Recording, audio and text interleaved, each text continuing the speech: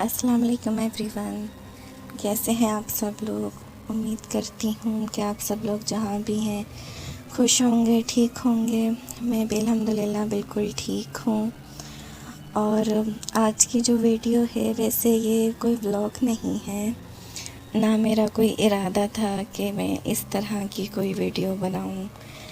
खैर, पर होता है ना कि जब फैमिली मेम्बर्स एक साथ बैठे होते हैं तो इस तरह का टॉपिक्स वगैरह छिड़ जाते हैं। तो हम ऐसे ही बैठे हुए थे, तो हम इस तरह की बात होने लगी, हम बहन भाई। तो फिर मेरे दिमाग में आइडिया आया, मैंने सोचा कि क्यों ना आप लोगों से भी मैं ये शेयर करूं।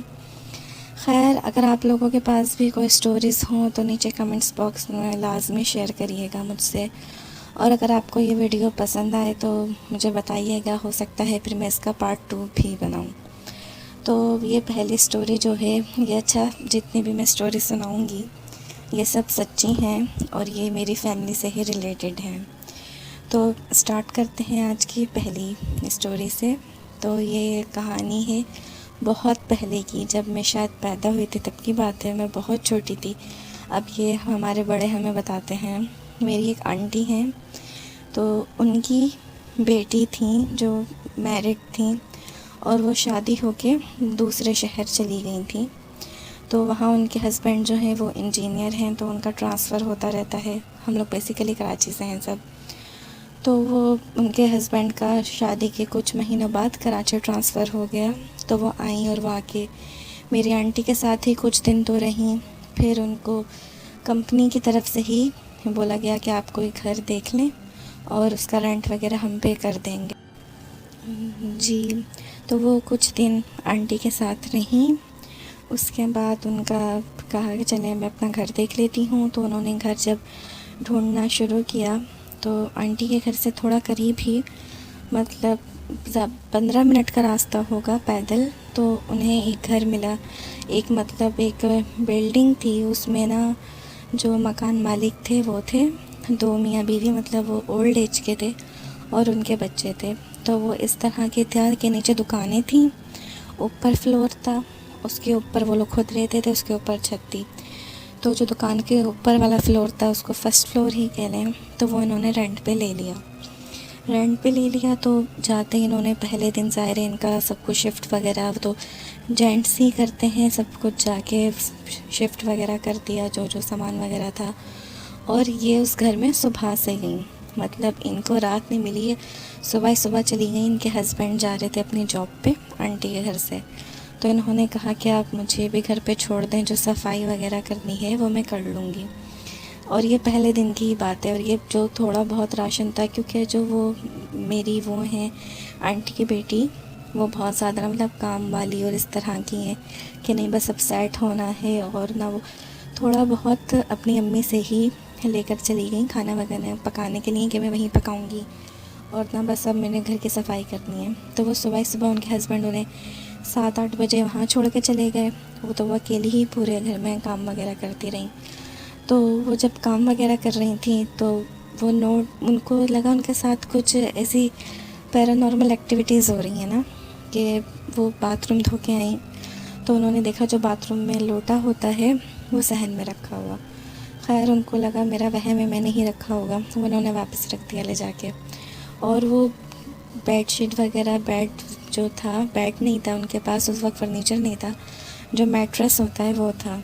तो उसके ऊपर उन्होंने बिछाई चादर वगैरह। फिर वो बाहर गई, वापस आई तो वो जैसे ख़राब हुई और बहुत कुछ उनके साथ होता रहा। पर उनका दिमाग बिल्कुल भी इस तरफ नहीं गया, क्योंकि जो मालिक मकान थे वो, जैसे मैंने बताया, आंटी के घर से करीब रहते थे, तो एक दूसरे को जान पहचान थी। उनको ये था कि नहीं, ये कुछ ऐसा वैसा घर तो नहीं दिलवाएंगे। खैर, पूरा दिन उनके साथ ये होता रहा। फिर जब खाना बनाने का टाइम आया तो वो दाल लेकर गई थी, दाल और चावल के, मैं ये बनाऊंगी आज। तो उन्होंने देखा कि दाल और चावल मिक्स हुए हुए। फिर उन्हें लगा शायद ये अम्मी ने ही ऐसे दिए होंगे मेरी, या ये कुछ भी, मतलब खैर वो, पर उन्हें डर नहीं लगा। उन्होंने खाना भी बना लिया, उन्होंने सब कुछ सफाई वगैरह भी कर ली। तो ये पहले दिन की ही बात है, मतलब वो उस घर में एक दिन से ज़्यादा रह ही नहीं सकी। रात को उनके जब हस्बैंड आए, ये लोग खाना वगैरह खा के जब सो गए, तो कहती हैं कि बहुत आधी रात हो गई थी, रात के 2-3 बजे की बात है, कह रही हैं बहुत ज़्यादा ना गर्मी लगने लगी, जैसे ये लोग आग लगी हुई है कमरे में और ये लोग आग के बीच में सो रहे हैं। और ज़ाहिर है दोनों को ही फील हुआ, टेम्परेचर था, तो दोनों हस्बैंड वाइफ की आँख खुली। तो जब उनकी आँख खुलती है तो वह क्या देखते हैं कि पूरा जो कमरा है वो बच्चों से भरा हुआ है। और वो बच्चे ऐसे हैं कि उनके कान बहुत बड़े बड़े हैं और उन्होंने कफ़न पहने हुए हैं, सफ़ेद कफ़न पहने हुए हैं। और जैसा बच्चा वो खुद है वैसे ही सेम कफ़न की उसके अपनी शक्ल की हाथ में उस बच्चे की लाश है। यानी अगर 10 बच्चे हैं तो 10 उनके हाथ में लाशें हैं, और वो उन्होंने भी कफ़न पहने हुए हैं और बच्चों ने भी कफ़न पहने हुए हैं। और वो दरवाज़ा बंद है रूम का, और वो बंद दरवाज़े में से अंदर आए जा रहे हैं और वो भरे जा रहे हैं, एक के बाद एक आ रहा है और कमरा भरे जा रहा है। जी, तो जो कमरा था वो भरता रहा, और जैसे जैसे कमरा भरता जा रहा था जो टेम्परेचर था रूम का वो भी बढ़ता जा रहा था। तो फिर इन्होंने यही किया कि दोनों ने मतलब सारे समझ तो गए थे हमारे साथ क्या हो रहा है। फिर उन्होंने हाथ पकड़े दोनों ने एक दूसरे के टाइट से, और उन्होंने कुछ नहीं देखा, बस सूरतें पढ़ते गए आयतुल कुर्सी वगैरह, और वो मतलब भाग गए ना घर से। और वो आधी रात को उन्होंने बस भागते हुए, उन्होंने ना कोई चीज़ उठाई ना कुछ उन्होंने सोचा, और वो भागते हुए आंटी के घर आ गए। आंटी के घर आए क्योंकि आधी रात थी, वो अपने होशों में नहीं थे, तबीयत ख़राब हो गई उनकी, दोनों को बुखार चढ़ गया।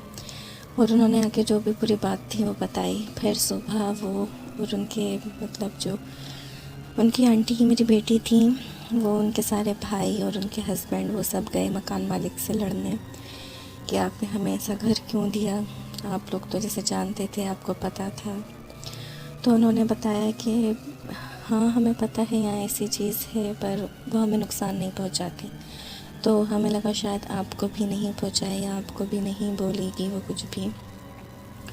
तो बस खैर उनसे लड़ाई वगैरह हुई, जो एडवांस दिया था वो वापस हो लिया, जो भी था। उसके बाद हमारा तो वहाँ से मतलब ख़त्म हो गया इन लोगों का कि बस अब वहाँ नहीं जाना। पर सुनने में ही आता है कि काफ़ी साल बाद एक एक करके वो जो दो बुढ़ा बुढ़िया मतलब अंकल आंटी रहते थे उस घर में बड़ी एज के, तो उनके जो थे वो पहले बच्चे मतलब मरना स्टार्ट हो गए एक एक करके ना। उनके सारे जो बच्चे थे उनका इंतकाल हो गया।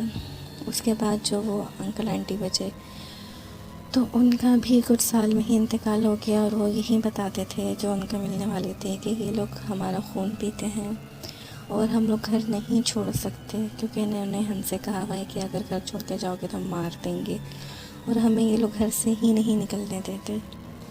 तो बस ये थी आज की पहली स्टोरी, जो कि बहुत ज़्यादा हमें तो स्कैरी लगती है। और ये बचपन से हम लोग सुनते हैं, मतलब हमारे पूरे ख़ानदान में इनका ये वाक़या बहुत मशहूर हुआ था कि इनके साथ ऐसा ऐसा हुआ था। और आपको स्टोरी कैसी लगी, और अगर आपने ऐसा कुछ अपने साथ अपने इर्द गिर्द में महसूस किया है तो मुझे लाज़मी बताइएगा। तो अब बढ़ते हैं हम अपनी दूसरी कहानी की तरफ। और दूसरी कहानी सुनाने से पहले मैं आप सबसे एक सवाल करना चाहती हूँ कि आप में से किस किस ने कराची ज़ू के बारे में सुना हुआ है, कोई स्टोरी इस तरह की हॉरर या उनके ख़ुद के साथ हुआ हो। जो पाकिस्तान कराची में ज़ू है, आपको सबको पता होगा गार्डन पे, तो मेरे पास वहाँ की एक स्टोरी है, पर मैं उसका अब शेयर नहीं करना चाह रही कि डिफेम की वजह से कोई वैसे डिफेम वगैरह हो। अगर आप लोग बताएंगे मुझे कमेंट सेक्शन में कि हाँ आपके साथ भी वहाँ हो चुका है, तो फिर मैं डेफ़िनेटली अपनी नेक्स्ट पार्ट में हॉरर स्टोरीज़ के सुनाऊंगी उसको।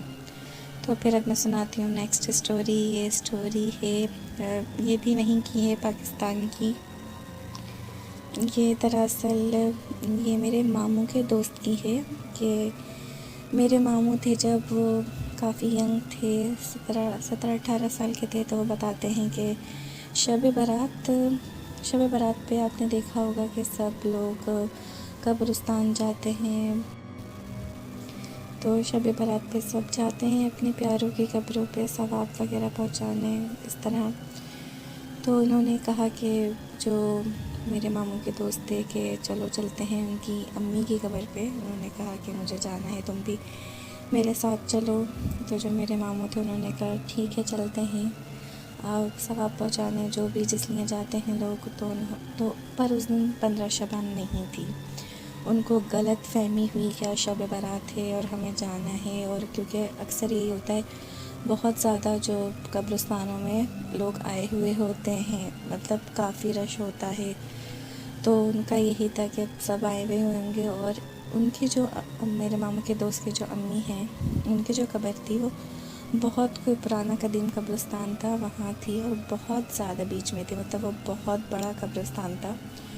तो मेरे मामू बताते हैं कि हम दोनों बाइक पे थे, जो दोस्त थे वो बाइक चला रहे थे, पीछे बैठे हुए थे। तो कहने लगे कि वो बहुत, उन्होंने कहा बीच में है कब्र ना कब्रिस्तान के। तो कह रहे हैं हम बाइक लेकर ही कब्रिस्तान में चले गए और हम जाते रहे। एक रोड बना हुआ होगा ज़ाहिर है, क्योंकि बहुत बड़ा कब्रिस्तान था जिसमें मोटरसाइकिल चल सके। और कह रहे हम लोग जा रहे तो वहाँ बहुत अंधेरा हो रहा, और ना हम कह रहे कि क्यों लोग नहीं हैं, आज तो शब बारात है और लोग नहीं आए हुए। पर कह रहे हमने कहा हो सकता है कि ना आए हों। कह रहे हैं बहुत रात का टाइम था जब की बात है, तो हमने कहा हो सकता है अभी आने वाले हों या आके जा चुके हों। खैर कह रहे हमें सोचते हुए कब्रिस्तान के जब बीच में चले गए जहाँ बिल्कुल उनकी कब्र थी, तो कह रहे हमने जैसे ही मोटरसाइकिल रोकी तो हमें फ़ील हुआ कि हमारे कंधे भारी हो रहे हैं। दोनों के कंधे भारी होना स्टार्ट हो गए हैं, और पहले हल्के हुए, फिर इतने ज़्यादा भारी हो गए कि उनसे दोनों से वज़न बर्दाश्त नहीं हो रहा था। तो खैर ये समझ गए दोनों, क्योंकि जो मेरे मामू हैं वो माशाल्लाह से मौलाना हैं, और वो उस वक्त भी, मतलब जब 17-18 साल के थे, जब भी वो पढ़ रहे थे, बन रहे थे, और उनके दोस्त भी वही थे। खैर वो दोनों समझ गए। उन्होंने कहते हैं हमने मोटरसाइकिल स्टार्ट की और हमने बहुत तेज़ी से मोटरसाइकिल चलाना स्टार्ट की। कह रहे हैं पर इतना ज़ोर था जैसे कोई हमारी मोटरसाइकिल को पीछे खींच रहा हो, और हमारे लाख कोशिश के बावजूद कह रहे मोटरसाइकिल नहीं चलाई जा रही थी हमसे। खैर फिर उन्होंने कहा हमने सूरतें वगैरह पढ़ना स्टार्ट करी, बहुत ज़्यादा आयतुल कुर्सी सूरतें पढ़ी, और बस हम वो करते हुए कब्रिस्तान से किसी तरह निकल गए। और फिर उन्हें निकलने के बाद, घर आने के बाद उन्हें ये पता चला कि आज तो शब बारात थी ही नहीं। तो खैर कब्रिस्तान के तो बहुत वाक़यात होते हैं, और यही कहा जाता है कि बच्चे वहाँ ना जाएं, वहाँ से गुज़रते वक्त जैसे ध्यान रखें। काफ़ी कब्रिस्तान मशहूर भी हैं, तो शब बारात पे सब जाते हैं अपने प्यारों की कब्रों पे सवाब वगैरह पहुँचाने इस तरह। तो उन्होंने कहा कि जो मेरे मामू के दोस्त थे कि चलो चलते हैं उनकी अम्मी की कब्र पे। उन्होंने कहा कि मुझे जाना है, तुम भी मेरे साथ चलो। तो जो मेरे मामू थे उन्होंने कहा ठीक है चलते हैं, आप सवाब पहुँचाने जो भी जिस लिए जाते हैं लोग। तो पर उस दिन 15 शबान नहीं थी। उनको गलत फहमी हुई कि आज शब बारात है और हमें जाना है। और क्योंकि अक्सर यही होता है, बहुत ज़्यादा जो कब्रिस्तानों में लोग आए हुए होते हैं, मतलब काफ़ी रश होता है। तो उनका यही था कि सब आए हुए होंगे। और उनकी जो मेरे मामू के दोस्त की जो अम्मी हैं, उनकी जो कब्र थी वो बहुत कोई पुराना कदीम कब्रिस्तान था, वहाँ थी और बहुत ज़्यादा बीच में थी, मतलब वो बहुत बड़ा कब्रिस्तान था। तो मेरे मामू बताते हैं कि हम दोनों बाइक पे थे, जो दोस्त थे वो बाइक चला रहे थे, पीछे बैठे हुए थे। तो कहने लगे कि वो बहुत, उन्होंने कहा बीच में है कब्र ना कब्रिस्तान के। तो कह रहे हम बाइक लेकर ही कब्रिस्तान में चले गए और हम जाते रहे। एक रोड बना हुआ होगा ज़ाहिर है, क्योंकि बहुत बड़ा कब्रिस्तान था जिसमें मोटरसाइकिल चल सके। और कह रहे हम लोग जा रहे तो वहाँ बहुत अंधेरा हो रहा, और ना हम कह रहे कि क्यों लोग नहीं हैं, आज तो शब बारात है और लोग नहीं आए हुए। पर कह रहे हमने कहा हो सकता है कि ना आए हों। कह रहे हैं बहुत रात का टाइम था जब की बात है, तो हमने कहा हो सकता है अभी आने वाले हों या आके जा चुके हों। खैर कह रहे हमें सोचते हुए कब्रिस्तान के जब बीच में चले गए जहाँ बिल्कुल उनकी कब्र थी, तो कह रहे हमने जैसे ही मोटरसाइकिल रोकी तो हमें फ़ील हुआ कि हमारे कंधे भारी हो रहे हैं। दोनों के कंधे भारी होना स्टार्ट हो गए हैं, और पहले हल्के हुए, फिर इतने ज़्यादा भारी हो गए कि उनसे दोनों से वज़न बर्दाश्त नहीं हो रहा था। तो खैर ये समझ गए दोनों, क्योंकि जो मेरे मामू हैं वो माशाल्लाह से मौलाना हैं, और वो उस वक्त भी, मतलब जब 17-18 साल के थे, जब भी वो पढ़ रहे थे, बन रहे थे, और उनके दोस्त भी वही थे। खैर वो दोनों समझ गए। उन्होंने कहते हैं हमने मोटरसाइकिल स्टार्ट की और हमने बहुत तेज़ी से मोटरसाइकिल चलाना स्टार्ट की कह रहे हैं, पर इतना ज़ोर था जैसे कोई हमारी मोटरसाइकिल को पीछे खींच रहा हो। और हमारे लाख कोशिश के बावजूद कह रहे मोटरसाइकिल नहीं चलाई जा रही थी हमसे। खैर फिर उन्होंने कहा हमने सूरतें वगैरह पढ़ना स्टार्ट करी, बहुत ज़्यादा आयतल कुर्सी सूरतें पढ़ी, और बस हम वो करते हुए कब्रिस्तान से किसी तरह निकल गए। और फिर उन्हें निकलने के बाद, घर आने के बाद उन्हें पता चला कि आज तो शब बारात थी ही नहीं। तो खैर कब्रिस्तान के तो बहुत वाक़यात होते हैं, और यही कहा जाता है कि बच्चे वहाँ ना जाएं, वहाँ से गुज़रते वक्त जैसा ध्यान रखें। काफ़ी कब्रिस्तान मशहूर भी हैं। और आप लोग बताएं अगर आपके पास कोई स्टोरी हो तो मुझे ज़रूर शेयर करिएगा कमेंट सेक्शन में। और आप लोग मेरे चैनल को सब्सक्राइब करें, मेरी वीडियो को लाइक करें, और अगर आप चाहते हैं मैं इसका दूसरा पार्ट बनाऊं तो मुझे ज़रूर बताइएगा। मेरे पास बहुत सी ऐसी स्टोरीज़ हैं, मैं लाज़मी दूसरा पार्ट बनाऊंगी। और जब तक के लिए अपना ख्याल रखिएगा। अल्लाह हाफिज़।